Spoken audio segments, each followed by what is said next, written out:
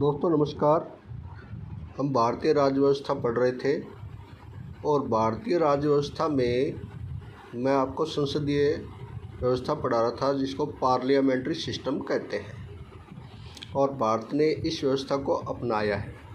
अतः सभी प्रतियोगी परीक्षाओं के लिए बहुत ज़रूरी है। तो आप नोट्स बनाते रहें और मैं दावा करता हूँ कि बहुत महत्वपूर्ण आपको मैं कराऊँगा टॉपिक, तो आप अपना नोट्स बनाते रहें। आज अपने रिवीजन करेंगे कल वाले पार्ट का ही, फिर मैं आपका टेस्ट लूँगा। एक संसदीय व्यवस्था पार्लियामेंट्री सिस्टम। आधुनिक लोकतांत्रिक सरकारें, जैसे मैंने आपको बताया कि ये दो भागों में बंटी हुई है। किसके आधार पर? ये बीच के रिश्तों के आधार पर मुख्य रूप से दो हिस्सों में बंटी हुई है। एक संसदीय व्यवस्था कहते हैं और दूसरी राष्ट्रपति व्यवस्था कहते हैं। संसदीय व्यवस्था जिसको पार्लियामेंट्री सिस्टम कहते हैं, राष्ट्रपति व्यवस्था जिसको प्रेसिडेंशियल सिस्टम कहते हैं। और संसदीय व्यवस्था में कार्यपालिका यानी मंत्रिपरिषद, कार्यपालिका यानी मंत्रिपरिषद, चाहे वो राज्य की हो चाहे वो केंद्र की हो, अपनी हर नीति यानी पॉलिसी और काम के लिए विधायिका के प्रति जवाबदेही होती है, उसकी अकाउंटेबिलिटी होती है। भारतीय संविधान के अनुच्छेद 74 और 75 में और राज्यों के में अनुच्छेद 163 और 64 में संसदीय व्यवस्था के गुण दिखाई देते हैं। और आइवर जेनिस ने इसे कैबिनेट व्यवस्था कहा है। किसे कहा है? संसदीय व्यवस्था को। और इसी व्यवस्था को उत्तरदायी सरकार भी कहते हैं, रेस्पॉन्सिबल गवर्नमेंट। और इसी को वेस्टमिंस्टर मॉडल भी कहा जाता है। मैंने आपको बताया कि संसदीय व्यवस्था और राष्ट्रपति व्यवस्था, ये मैंने आपको तुलनात्मक अध्ययन बताया इसका। ये चार आधार हैं इसके। एक कार्यपालिका और विधायिका के संबंध है, एक जवाबदेही के आधार पर, एक शक्तियों के सिद्धांत पर आधार पर और एक कार्यकाल के आधार पर। संसदीय व्यवस्था में कार्यपालिका जो होती है वो विधायिका का ही हिस्सा होती है, जबकि राष्ट्रपति व्यवस्था में कार्यपालिका और विधायिका अलग अलग होती है। ठीक है साहब। इसी प्रकार से जवाबदेही यानी सरकार यानी कार्यपालिका की संसद के प्रति जवाबदेही होती है, जबकि सरकार ये जिसको कहते हैं मंत्रिपरिषद कहते हैं, वो संसद के प्रति जवाबदेही होती है, उत्तरदायी होती है। और राष्ट्रपति कांग्रेस के प्रति उत्तरदायी नहीं होता। शक्तियों के अंदर ये समन्वय और सहयोग के सिद्धांत पर काम करती है, कोऑपरेशन एंड कोऑर्डिनेशन के आधार पर काम करती है। और ये शक्तियों के पृथक्करण के यानी स्ट्रिक्ट सेपरेशन ऑफ पावर्स के सिद्धांत पर काम करती है। इसका कार्यकाल अनिश्चित होता है। संसदीय व्यवस्था का कार्यकाल अनिश्चित होता है कार्यपालिका का, जबकि इसका निश्चित कार्यकाल होता है। ये सरकार अविश्वास प्रस्ताव के आधार पर कभी भी गिर सकती है, जिसको नो कॉन्फिडेंशियल मोशन भी कहते हैं, जबकि राष्ट्रपति को इम्पीचमेंट या महाभियोग के द्वारा अमेरिका में हटाया जा सकता है, लेकिन यह प्रक्रिया जटिल बहुत होती है। अब संसदीय व्यवस्था के राष्ट्रों में उदाहरण पूछे जा सकते हैं आपसे। बाजा बी करना है, बाजा बी करना है। बाजा बी करने का मतलब Bharat, Japan, Britain, Canada. Bharat, Japan, Britain, Canada. और राष्ट्रपति व्यवस्था अमेरिका, रूस, ब्राज़ील, श्रीलंका। ठीक है। श्रीलंका, अमेरिका, रूस, ब्राज़ील, श्रीलंका। तो ये तो अपना कल का रिवीजन है। आज मैं आपको बताना चाहूँगा संसदीय व्यवस्था की विशेषताएं, जिसको फीचर्स ऑफ पार्लियामेंट्री सिस्टम के गवर्नमेंट के विशेषताएं है। ये नंबर 1 है नाम मात्र और वास्तविक कार्यपालिका। नाम मात्र और वास्तविक कार्यपालिका के दोनों के गुण पाए जाते हैं संसदीय व्यवस्था में, नाम मात्र और वास्तविक कार्यपालिका, जिसको नॉर्मल एंड रियल एग्जीक्यूटिव कहते हैं। राष्ट्रपति नाम मात्र कार्यपालक है, जबकि प्रधानमंत्री वास्तविक कार्यपालक होता है। ऐसी व्यवस्था में संसदीय व्यवस्था में होता है ये, जिसे डी जूरे एग्जीक्यूटिव या डी फैक्टो एग्जीक्यूटिव कहते हैं।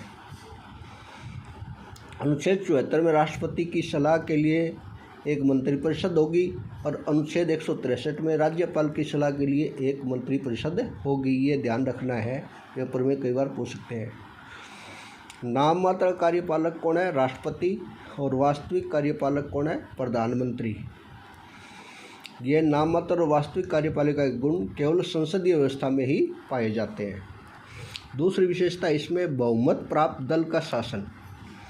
बहुमत प्राप्त दल का शासन है जिसको मेजॉरिटी पार्टी रूल्स भी कहते हैं। इंग्लिश में मेजॉरिटी पार्टी रूल्स कहते हैं। बहुमत प्राप्त दल, बहुमत मेजॉरिटी होता है, लेकिन बहुमत प्राप्त दल जैसा आप जानते हो कि बहुमत प्राप्त दल भारत में चुनाव होते हैं, संसदीय व्यवस्था में चुनाव होते हैं, और चुनाव में first part the post system, यानी जो सर्वाधिक मतों से जीता वही शासक के सिद्धांत पर होता है, और प्रत्यक्ष चुनाव होता है, और जो सबसे ज़्यादा मतों प्राप्त जो पार्टी जीत कर आती है वही, आप पता है कि वहाँ वो राष्ट्रपति उसको प्रधानमंत्री मंत्रिमंडल नियुक्त कर देता है।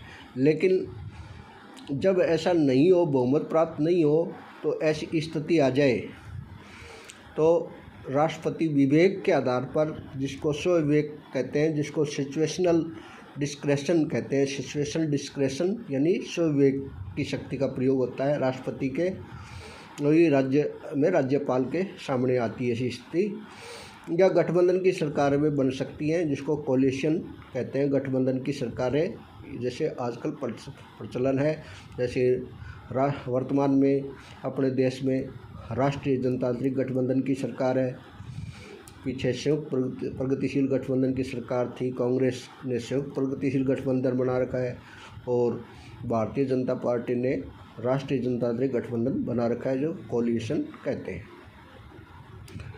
फिर सामूहिक उत्तरदायित्व है। सामूहिक उत्तरदायित्व वेरी इंपॉर्टेंट है। ये सामूहिक उत्तरदायित्व का गुण भी संसदीय व्यवस्था का रीढ़ की हड्डी कहा जाता है। बैकबोन, रीढ़ की हड्डी कहा जाता है। बैकबोन पार्लियामेंट्री सिस्टम की बैकबोन कहा जाता है सामूहिक उत्तरदायित्व को। कलेक्टिव रेस्पॉन्सिबिलिटी कहते हैं इसको, कलेक्टिव रेस्पॉन्सिबिलिटी कहा जाता है। और इसका वर्णन अनुच्छेद 75(3) के अंदर अपने संविधान में दिया हुआ है। मंत्रिपरिषद लोकसभा के प्रति उत्तरदायी होती है। मंत्रिपरिषद है वो लोकसभा के प्रति उत्तरदायी होती है। इसके संबंध में एक कहावत भी है कि ये वे एक साथ तैरते हैं और एक साथ डूबते हैं। ये संसदीय व्यवस्था का गुण है, ध्यान रखना। वे एक साथ तैरते हैं और एक साथ डूबते हैं। पेपर में पूछ लेते हैं ये कौन सी व्यवस्था का गुण है? संसदीय व्यवस्था का गुण है। They swim and sink together, they swim and sink together. Lok Sabha में अविश्वास प्रस्ताव भी आता है। लोकसभा में अविश्वास प्रस्ताव होता है। नो कॉन्फिडेंस मोशन आता है लोकसभा में।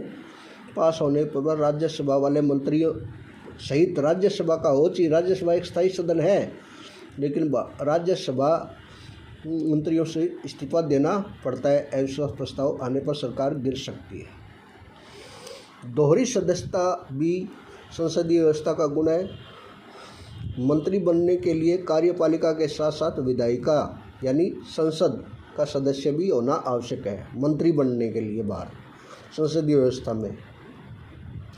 और बिना संसद की या संसद का सदस्य हुए या विधानमंडल का सदस्य हुए 6 माह तक कोई व्यक्ति सदस्य रह सकता है। और यदि इससे ज़्यादा रहे तो अनुच्छेद 75(5) में इसका उल्लेख है कि यदि कोई व्यक्ति विधायिका का सदस्य नहीं है और वह मंत्री बना दिया जाए तो वह 6 माह के अंदर सदस्यता उसको लेनी पड़ती है, नहीं तो उसकी सदस्यता रद्द हो जाती है। तो दोस्तों और हम आगे डिटेल से पढ़ेंगे। धन्यवाद।